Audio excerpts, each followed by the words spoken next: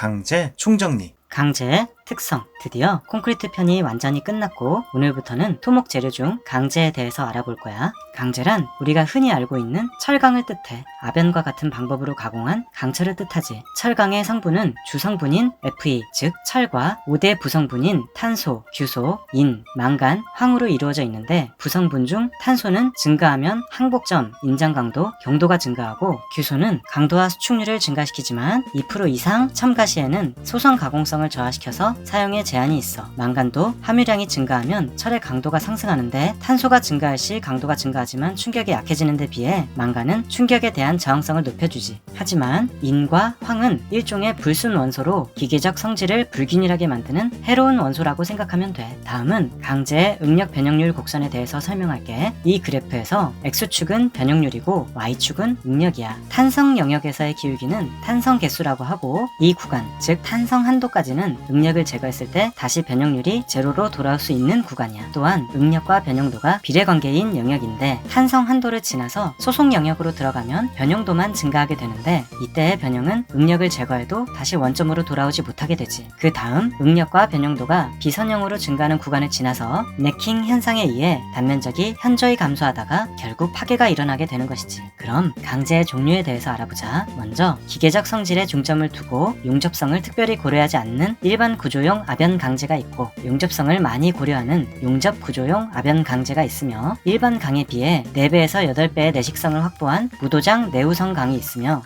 무도장 내우성 강이 내식성이 크긴 하지만 스테인레스 등의 고합금 강에 비해서는 뒤진다는 것도 참고하자. 두께가 연속적으로 변하는 관관인 테이퍼드 플레이트도 있고 또 아변실, 가열, 아변, 냉각 조건을 조절해서 강의 인성과 용접성을 향상시킨 TMCP 강도 있어. 마지막으로 건설용 강제의 선정 시 고려사항에 대해서 짚어보자면 소요 강도와 변형 능력, 가공성과 용접성, 부식, 피로 강도, 내구성, 그리고 마지막으로 경제성도 따져봐야 되겠지. 강제의 방청 및 방식. 방청이란 강제의 표면에 물과 산소를 차단시켜서 부식 진행으로 인한 강제의 강도 저하, 내구성 저하, 마감재의 부착력 감소 등의 피해를 방지하는 것을 말하고 방식은 부식의 반응을 억제하거나 역행을 시키는 것을 말해. 쉽게 말해 방청은 주로 표면의 외부 요인을 차단하기 위한 방청 도장을 실시하는 것을 말하고 방식이란 주로 정기적인 방법을 이용해서 부식을 억제하는 방법을 말하지. 그럼 먼저 방청 도장 적용 시 유의사항에 대해서 알아보자. 처음 1회 방청 도장은 가공장에서 조립하기 전에 도장함을 원칙으로 해야 하고 설치 후에 도장이 불가능한 부분은 당연히 설치 전에 도장을 해야 되겠지. 대기온도 5도 이상, 상대습도 85% 이하 조건에서 작업을 해야 하고 뿜칠 도장 각 회 도장은 전회 방향에 직각으로 뿜어야 하며 뿜칠 도장이 어려운 부분이나 보수 도장은 붓이나 롤러로 도장하기도 해. 다음은 철골 표면에 도장을 해서는 안 되는 부위에 대해서 짚어볼게. 다음의 부위에는 도장을 해서는 안 돼. 콘크리트에 매설되는 부위,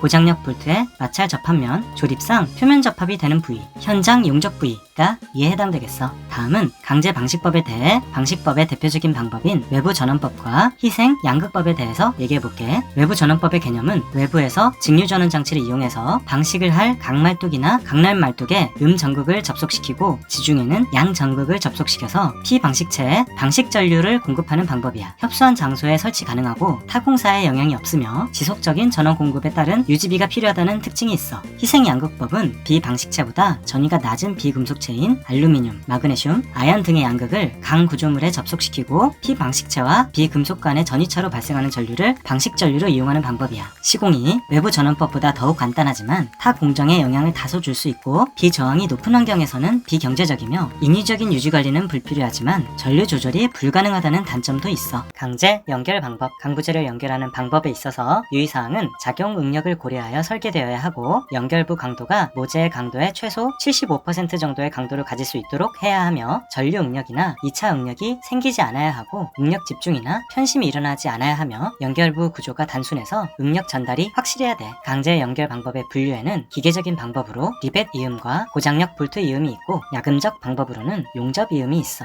그럼 각각의 이음 방법에 대해서 살펴보자. 먼저 용접 이음은 금속 표면을 유동 상태까지 가열해서 부재가 용해돼서 부착되도록 하는 연결 방법이야. 용접의 방법에 따른 분류에는 가스 또는 아크 등으로 이음부를 녹여서 접합하는 융접, 이음부를 가열해서 유연하게 한 뒤 압력을 가해 붙이는 압접, 융점이 낮은 금속을 접합점에 첨가해서 접합하는 납접이 있어. 또 용접의 형태에 따른 분류에는 필렛 용접, 그루브 용접, 플러그 용접, 슬롯 용접이 있고 이음부의 형태에 따른 분류에는 맞대기 이음과 겹치기 이음, 모서리 이음, T형 이음 등이 있어. 다음은 고장력 볼트 이음에 대해서 알아보자. 고장력 볼트 이음은 고장력 강재질의 볼트와 너트를 강하게 조여서 마찰면에 일어나는 마찰력과 전단 응력 등으로 부재를 연결하는 방법이야. 고장력 볼트의 접합법에는 연결 부재 마찰력으로 볼트 축과 직각 방향의 응력을 전달하는 접합 방식인 마찰 접합, 볼트의 인장 내력으로 볼트 축 방향의 응력을 전달하는 인장 접합, 볼트의 전단력과 볼트 구멍의 지압 내력에 의해 응력을 전달하는 지압 접합이 있어. 하지만 일반적으로 고장력 볼트의 접합이라고 하면 마찰 접합을 의미하는 경우가 많다는 점도 살짝 참고해두자. 다음으로 리벳 이음은 2장 이상의 강판을 겹쳐서 구멍을 내고 가열한 리벳을 삽입시킨 후에 표면에 나온 축의 단부를 두들겨서 두부를 형성하는 이음이야. 리벳 이음의 분류는 머리의 모양에 따라 둥근 리벳, 접시 리벳, 필 리벳, 둥근 접시 리벳이 있고 강제 재질은 보재보다 강도는 떨어지나 신장이 좋은 것을 사용해야 된다는 것을 기억하자. 마지막으로 용접 이음과 볼트 이음의 장단점을 비교한 표를 만들어 띄워둘게. 잠시 영상을 멈추고 각 이음 방법의 차이점에 대해서 숙지해 보도록 하자. 용접부 비파괴 검사. 콘크리트에 비파괴 검사를 하듯이 강제 용접부에도 원형과 기능의 변화를 주지 않고 용접부의 결함을 확인하고 강도나 설계 성능을 알아보기 위해서 비파괴 검사를 실시해야 돼. 그럼 용접부 비파괴 검사의 종류에 대해서 알아볼까? 먼저 용접부의 표면 결함의 검출을 위한 비파괴 검사에는 그냥 유관이나 필요시 확대경, 게이지 등을 활용하여 균열, 오버랩, 용접부 도둠살의 높이 등을 확인하는 유관 시험이 있고 강한 자성체 표충부에 존재하는 결함을 검출하는 검사 방법인 자분 탐상 검사가 있으며 시험 대상물 표면에 열려있는 결함만 검출할 수 있는 방법으로 세라믹, 플라스틱, 유리관 등의 비금속 재료에도 적용 가능한 침투 탐상 검사, 교류가 흐르는 코일을 용접부에 접근시키면 발생하는 와전류를 이용해서 결함을 찾아내는 와전류 탐상 검사 등이 있어. 또 내부 결함을 검출하기 위한 비파괴 검사에는 방사선 투과 검사와 초음파 탐상 검사가 있는데 이 검사법에 대한 사항은 콘크리트 탐사에서도 동일하게 적용되는 공법이니 링크를 걸어놓는 것으로 대체할게. 기타 비파괴 검사 방법에는 물체가 변형할 때 그 물체의 표면에 부착시킨 소자의 변형으로 전기 저항이 변하는 것을 측정하는 스트레인 측정이 있고 또 기체나 액체 같은 유체가 시험체 내 외부의 압력차에 의해서 시험체 결함 속으로 흘러들어가거나 결함을 통해서 흘러나오는 성질을 이용해 결함을 찾아내는 방법인 누설 검사도 있어. 마지막으로 용접부 검사 방법별 비교표를 한번 정독해보자. 유관 검사는 모든 타입에 대해 선행하는 검사법이고 비용이 저렴하고 직관적인 방법인 대신에 표면 결함에 한정해서 알 수 있고 방사선 검사는 V, X, 홈 용접에 주로 적용되는데 경험자만이 수행할 수 있고 비용이 고가인 단점이 있어. 나머지 3가지 검사는 홈 용접, 필렛 용접부를 대상으로 하는 방법인데 자분 탐상 검사는 표면 결함 조사가 용이하고 즉석 판단이 가능하지만 자성 물질에 한해 검사가 가능하고 약액 침투 검사는 간편하고 비용이 저렴한 대신에 표면 결함에만 적용이 가능하며 초음파 검사는 정밀 신속하게 판단할 수 있는 대신 검사 수행자의 경험이 필요하고 결함 종류를 구분하기가 난이한 단점이 있어.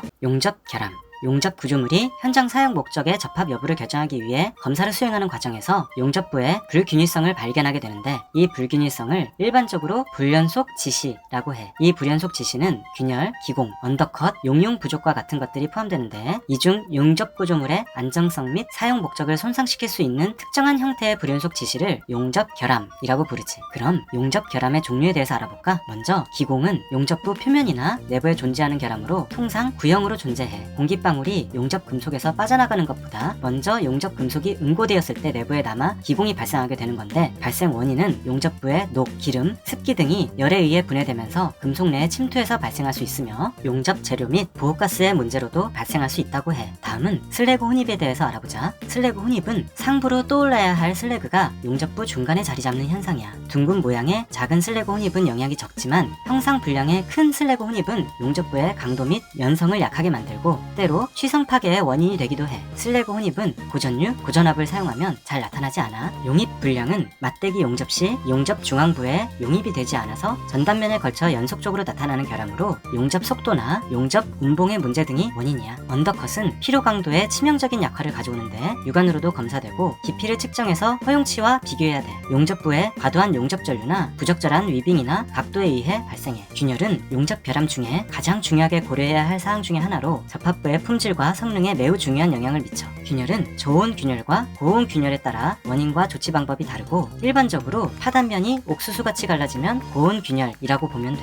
이러한 용접 결함이 강제에 미치는 영향을 과정에 따라 보여주자면, 먼저 결함에 의해 유효 단면이 감소하고 작용 응력이 증가하고 허용 응력이 초과하여 부재가 파괴되거나, 노치부에 응력이 집중되는 노치 효과 때문에 응력이 집중되고, 이때 피로 균열이 더 발생하기 쉬워져서 결국 파괴가 일어나게 된다는 거 알아두자. 피로 파괴와 응력 부식, 강부재가 하중에 반복 작용을 받으면 부재의 내력이 극한 강도 또는 항복 강도 이하에도 파괴가 되는 경우가 있어. 이렇듯 정적 하중이 아니라 계속적으로 동적 하중을 받는다면 훨씬 더 작은 하중에서 부재 파괴가 발생하는 것을 피로 파괴라고 해. 그럼 피로 파괴와 관련된 용어 몇 가지를 정리를 하고 가자. 먼저 SN 곡선이란 기계재료의 되풀이에서 가해지는 응력의 반복 횟수와 그 응력 진폭과의 관계를 나타내는 곡선이야. Y축인 S는 응력 진폭, X축인 N은 응력 반복 횟수지. 이 곡선상에서 피로 한도 또는 피로 한계, 내부 한계란 하중을 무한 횟수만큼 반복 작용시켜도 파괴되지 않는 한도의 응력 진폭을 말해. 피로 한도 이하에서는 아무리 반복 횟수를 늘려도 파괴되지 않아야 하지. 또 피로 강도는 소정의 반복 횟수에 견딜 수 있는 응력의 한도를 말하는데, SN 곡선에서 어느 반복 횟수 N에 대한 S를 소정의 반복 횟수 N에 대한 피로 강도라고 불러. 또 피로 수명이란 반복 응력을 받은 재료가 파괴될 때까지 받는 반복 횟수를 피로 수명이라고 해. 즉 어떤 특정 응력 진폭에 대한 피로 수명은 그 진폭의 반복 횟수라고 할 수 있겠어. 그럼 피로 강도에 영향을 주는 요인에 대해서 짚어보자. 먼저 부하 응력의 성질이 있을 수 있겠지. 바람에 의한 응력인지, 기계 진동에 의한 응력인지, 또 이 진동 주파수가 부재 주파수와 유사한지, 도로라면 예상치 못한 과적 차량의 빈도가 어떤지, 다양한 응력의 성질이 피로 강도에 영향을 미치겠지. 또 응력 집중에 의한 요인이 있을 거야. 특히 노치나 구멍 등 단면에 급격한 변화가 있는 부위에 응력이 집중되면 피로 강도가 크게 감소하게 되지. 그리고 부재의 소재에 의한 요인도 있을 수 있어.